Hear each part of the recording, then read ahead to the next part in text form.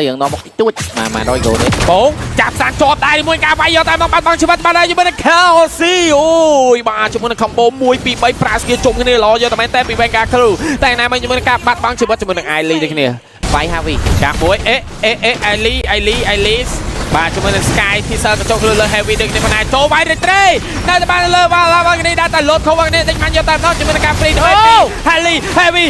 បានយកតែម្ដងជាមួយនឹង Killing Spree អាចនឹងមានជាមួយនឹងការ shut down មួយតែម្ដងតែ J ក៏មានការវាយអាចនឹងវាយមួយទៅពីរយកតែម្ដងតែមានជាមួយនឹង spell បានចឹងតែ J double kill នៅចូលខ្លួនទៅលើ Wesley ឡើង5នាក់បាត់ហើយមានរឿងអីចេះជាមួយនឹងការ double UU ចាប់ជាប់ Hero បុកវាយយកតែម្ដងជាមួយនឹង Rory free មិន Rory flicker ចូលកណ្ដោបយកតែម្ដងជាមួយ Rory Chelsea ក៏ free មិនទៅរ៉ាហ្វាល់ដេញបាយជាមួយ Heavy ដក Heavy ចេញពីទី5យកតែម្ដងជាមួយនឹង vậy mấy là cái cover thì បោះ ultimate យកតែម្ដងជាមួយនឹង J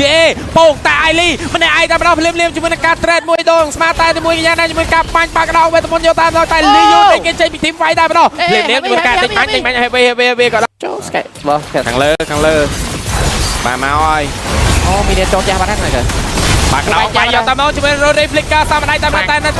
លើ J ភ្លាមជាមួយ Ailey មានការ cover គ្នាតែម្នាក់ឯងតែម្ដងដេញបាយជាមួយ Lesion តែគេវាយទៅផ្ទះយកតែម្ដងជាមួយយ៉ាងណា4ទល់នឹង3ភ្លាមជាមួយនឹងការដេញបាយ flicker Heavy តាមដៃតែគេមិនខ្វល់គេវាយទៅផ្ទះតែម្ដងជ័យជំនះវគ្គទី1ក៏បានទៅលើ